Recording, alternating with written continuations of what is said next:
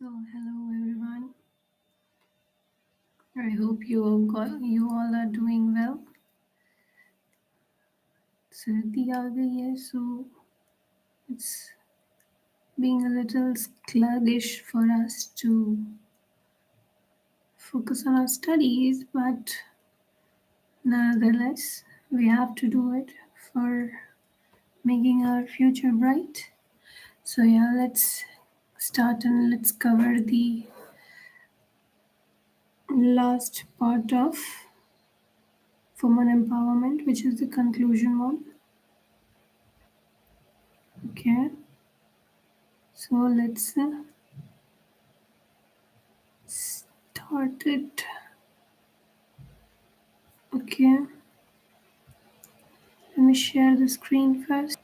So, yeah, in the previous lectures, we had covered the previous 5 chapters of woman empowerment. Okay, then the first chapter talked about the introduction one, that what is empowerment and what is not. And the second was about women and development in India and what were the determinants of marriage, women empowerment. And these were the institution of marriage in India, family planning and reproductive health, sex ratio in the India, women's labor force, international labor organization that releases the labor force participation index every year. Yeah, in which we saw that the ratio of a woman in a workforce is about 16 to 23%. And then scheduled caste and tribes, the marginality of a woman goes even higher when they belong to scheduled castes and tribes because they are already this marginalized one and the vulnerable one. And when women who is already vulnerable, even though she's from non-scheduled caste and so, but being born in such families like hell for them too. Yeah. And then there was a comparison between UP and Tamil Nadu. Okay. The third chapter discussed about the women's empowerment, definition and related issues. That what were the related issues or sorry, it's related studies. And then data and models, survey descriptions. We studied about with the examples of, I think, a few towns and cities all across India, not all across India. The book discussed only about Tamil Nadu and Uttar Pradesh and the differences between wife and husband's answer. That the answer varied a lot. Husband reacted very positively about the wife's future growth and um, yeah, that's then estimation result. What are the mobility, voice, decision making power in the in household and freedom from domestic abuse, property rights, and further studies. And today we are going to cover the conclusion part. So let's go ahead.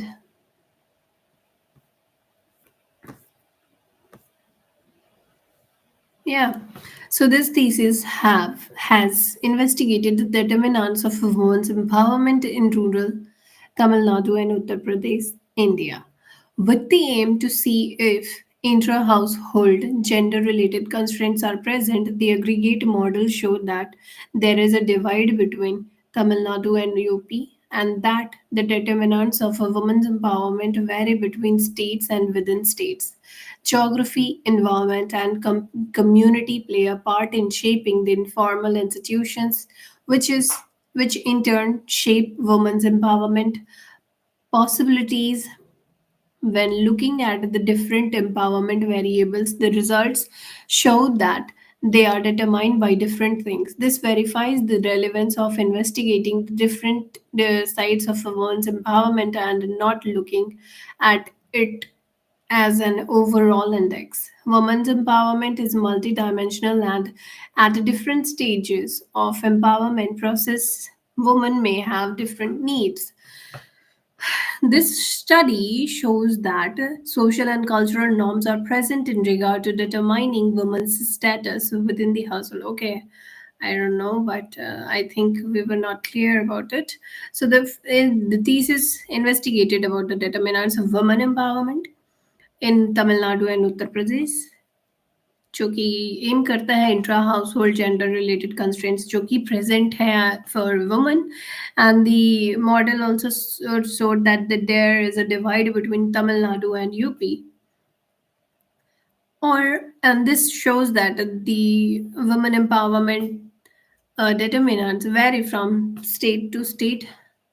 Geography, environment, and community play a part in shaping the informal. और obviously geography, environment and community एक बहुत important role play करता है women empowerment को role या shape देने में. Just taken an example like women in Rajasthan, let's suppose. In Rajasthan, what happened that they do not have that much of access to resources. Let's take in some in Rajasthan in very undeveloped areas like underdeveloped areas where women even go miles for fetching water. So yeah, there what happened that the marginality of a woman also decreases because they will not get time to focus on themselves and for their future betterment. So when looking at the different empowerment variables, the results show that they are determined by different things. This verifies the relevance of investigating the different sides of a woman's empowerment and not looking at it as an overall index. Woman empowerment is multidimensional and at different stages of Okay. Women's empowerment is multidimensional, and at different stages of the empowerment processes, women may have different needs.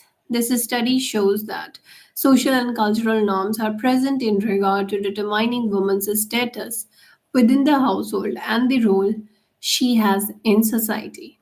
The gender related constraints found in intra household relations were captured in the variables showing if a woman ever had a stillbirth, how many sons live in the household, if the husband lives with his wife, and these were more often found to be significant in Tamil Nadu and not in UP.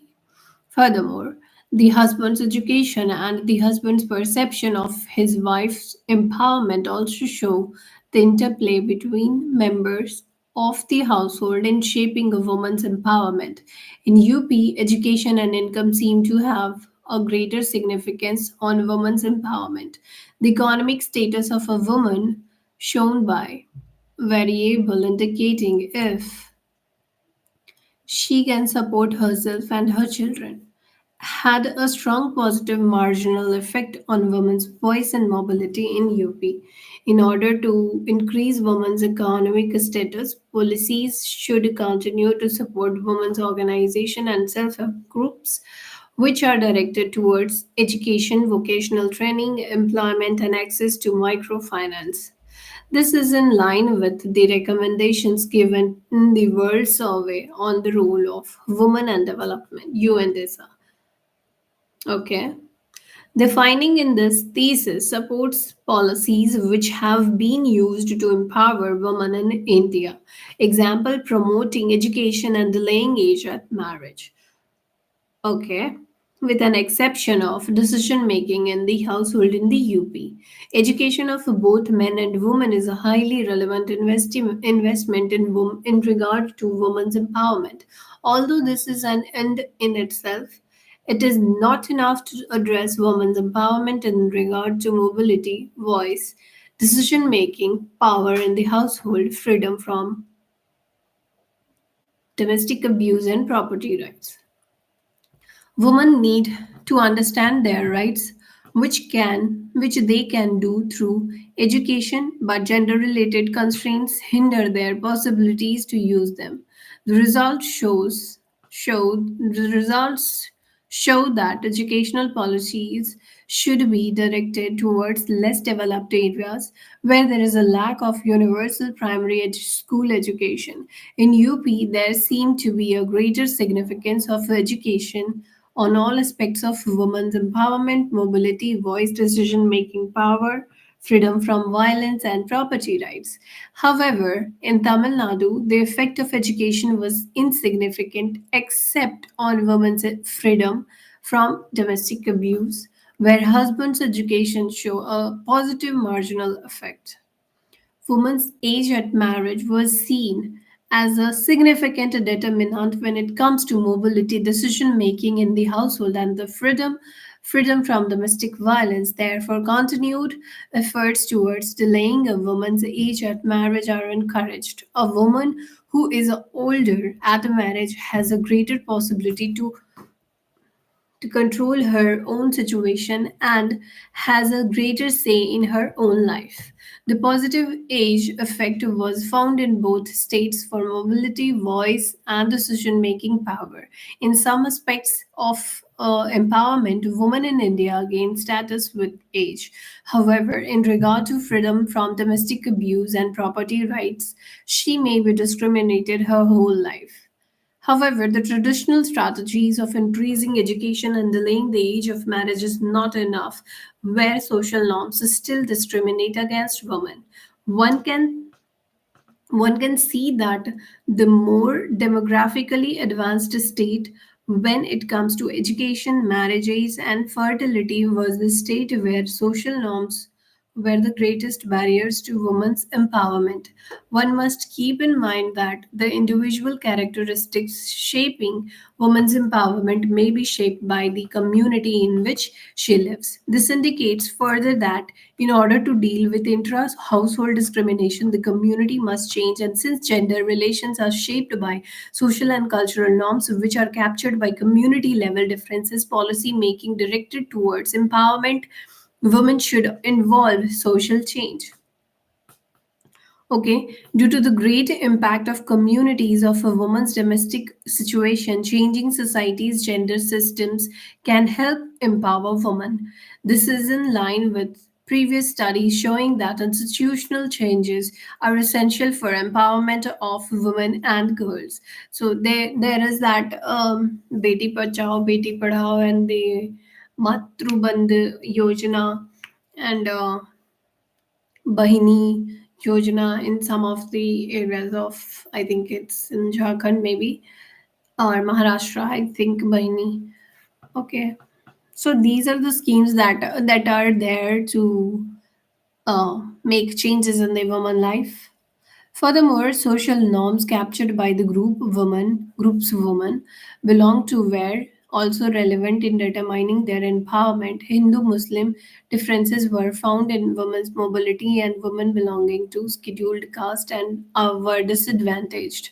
When it comes to property rights, this indicates that more needs to be done when it comes to disadvantaged group in society and that the national legislation in place must be implemented. The results encourage the accountability of policymakers and furthermore further implementation of existing laws. New mechanisms need to come into place when it comes to women's legal aid in regard to domestic violence and women's rights to land and property. Further, awareness should be raised on the issue of equal property rights. Differences in spouse perception of a woman's empowerment were seen to have a great impact on women's situation in both states. Thus, there is an interaction between household members in shaping rules and norms. In a policy perspective, it is important to involve men in promoting women's empowerment. The World Survey on the Role of a Woman in Development recommends to take specific measures to address stereotypes relating to the employment of both men and women, okay, including through awareness raising and advocacy and identifying positive role models. This should not only be limited to work outside the household but to unpaid work in the household. Women in India lack full empowerment in all the areas studied. Thus, a lot is left to be done. Educating women and men in the presence of gender roles and challenging traditional structure are essential to create a sustainable change for women in society and for overall development. Okay, that was only about the book Woman and Development. So it was the final day that we had discussed about the chapter determinants of women's empowerment in rural India. And we get to know that what are the major determinants here. So the major determinants were marriage, family planning, reproductive health and sex ratio, women labor force, marginality, yeah, and there, the estimation results on voice, mobility, decision making power, freedom from domestic abuse, and property rights. So, yeah, it was all about. I think we have covered it already, right? So,